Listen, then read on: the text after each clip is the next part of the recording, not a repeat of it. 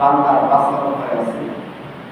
সূরাতুল মাইদার ভিতরে আল্লাহ রব্বুল আলামিন 10টা গুণের ভিতরে বলেছেন, তার 2টা গুণ বলছেন বান্দা, একটা গুণ হলো আল্লাহ রব্বুল আলামিন সূরা মাইদার 35 নম্বর আয়াতে বলেন, আল্লাহ রব্বুল আলামিন বলেন, আমার আযাব বড় কঠিন, আমার শাস্তি বড় কঠিন, আমার আযাব থেকে গিয়ে উঠি, আমার আযাব বড় কঠিন।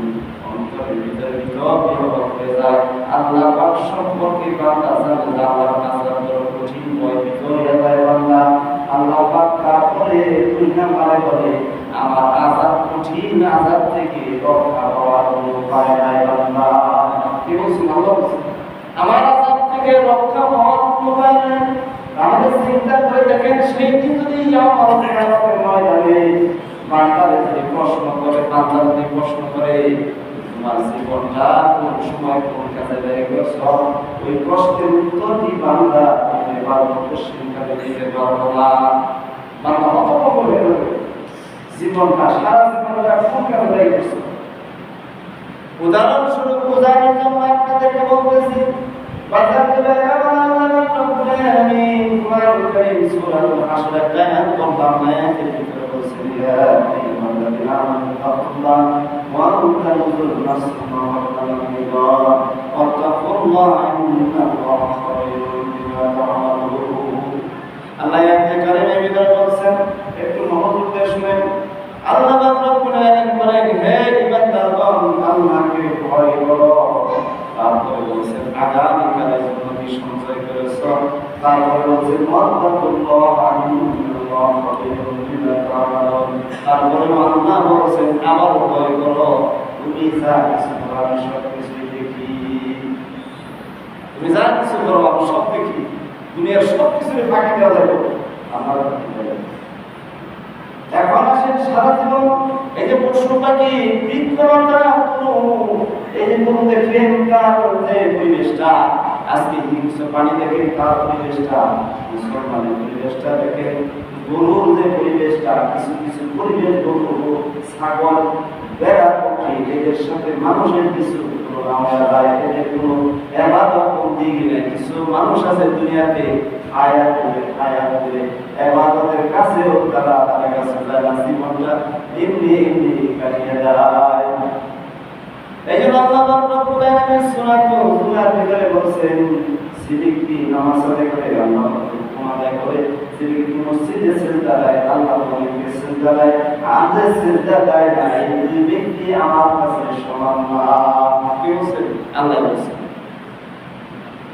এই জন্য আল্লাহ রাব্বুল আলামিন সারা জীবনটা আজকে জানার পরে হাদিসটা বলার পরে শরীরটা শিখে যায়। আজকে জানার পরে জীবন থেকে নামাজ ছেড়ে দিয়েছে, আজকে নামাজ পড়বো, ভালো কাজ করি নাই, ভালো কাজ করবো, মন্দ কাজটা ছেড়ে দিতে একটা সারা জীবনটা কোন কাজে যায় আল্লাহ বলে। আল্লাহ রাব্বুল আলামিন কোরআনুল কারীমের ভিতরে সূরাতুল শুরার 20 নম্বর আয়াতে কারিমে বলেন, আল্লাহ রাব্বুল আলামিন বলেন, বান্দারে কেউ যদি দুনিয়া চায় তাহলে দুনিয়া নেব, কেউ যদি আখিরাত চায় আখিরাত নেব, কেউ যদি দুনিয়াও চায় এবং আখিরাত চায় বলে আল্লাহ আমি আল্লাহর নাম করব সুবহানাল্লাহ বিহামদিহি।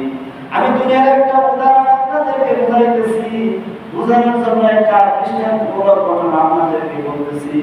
বাজারে নিয়ত যদি পাক্কা থাকে, নিয়তের বদলতে আল্লাহ রাব্বুল আলামিন বলেছেন, বান্দা কোন দ্বারা পাওয়া সম্ভব হবে। এক লোক, তার উস্তাদের নাম হলো জুনায়েদ বুগদাদি রাহমাতুল্লাহ আলাইহি, তার শাগির্দ আসছে তার কাছে, উস্তাদ আমি গরিব মানুষ, অসহায় মানুষ, কিন্তু আমার কাছে কোনো টাকা নাই, পয়সা নাই, কিন্তু আমি হজে যাওয়ার জন্য পাক্কা নিয়ত করেছি। আমি অসহায় মানুষ, গরিব মানুষ, কিন্তু হজে যাওয়ার মনের বাসনা আমার পুরা আছে, মাত্র আমার কাছে এক রুটি বাইরে আমার কাছে আছে, এক আলহামদুলিল্লাহ, আমি এটাই আমার সম্পদ। ওস্তাদ বলছেন, শায়খ তোমার নিয়ত পাক্কা, তুমি হজ করার জন্য নিয়ত করছো, অবশ্যই আল্লাহ তোমার মনের বাসনাটা পূরণ করবে। তুমি যা যাও, এই একটা নাম নিয়ে তুমি হজের জন্য প্রস্তুতি, তুমি হজে রওনা দাও। এখানকার যুগে তো কোনো বিমানে যাওয়া যায়, গাড়িতে যাওয়া যায়, সমুদ্রের পথে যায়, আর তখন মানুষ হেঁটে হেঁটে পায়ের মাধ্যমে ঝুঁকে কি করছেন, কাফেলার সাথে গিয়ে হজ করতেছেন। সুবহানাল্লাহ। তো তিনি যখন রওনা দিয়েছেন, বুঝানোর জন্য বলতেছি বাজার নেবেন আমার, তিনি যখন রওনা দিয়েছেন, রওনা দেওয়ার পরে পথের মধ্যে দেখি একটা বড় কাফেলার দল, এই কাফেলার দলের ভিতরে ঢুকে গেছে। ঢুকে যাওয়ার পরে কাফেলার দল বলছে, ভাই আপনি ঠিক আছে, ভাই আমি সব ঠিক আছে, ভাই আমি তো একা, আমরা কয়জন, আমরা আছি তো 20 জন। আর ভাই যান শুনে, আমাদের জন্য সুস্থ হয়ে যাওয়ার পরে আমাদের একটা ঘোড়া আছে, ঘোড়াটার ভিতরে কোনো বাহন নাই, আমরা আপনি যেহেতু আসছেন, আপনি এই ঘোড়াটা আপনার জন্য আমরা দিয়ে দিলে আপনি আমাদের সঙ্গে যাচ্ছেন। সুবহানাল্লাহ। কেমন বুঝলেন?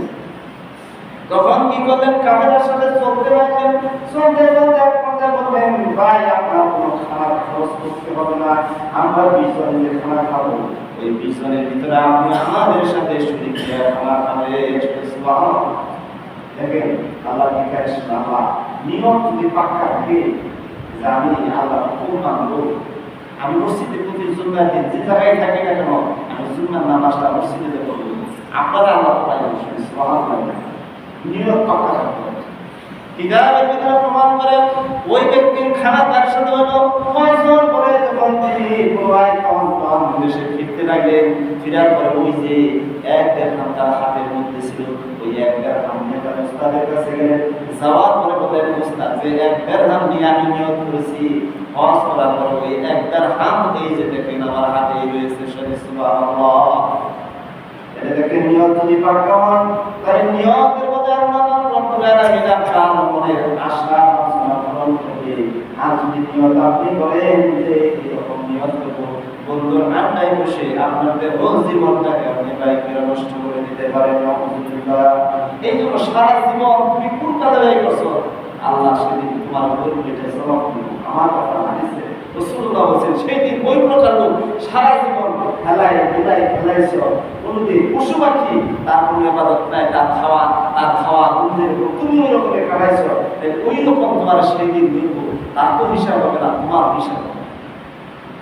এই মায়াটা আল্লাহ বলছে, ও বান্দা জেনে রাখো তোমাকে সেই দিন হিসাবে অবশ্যই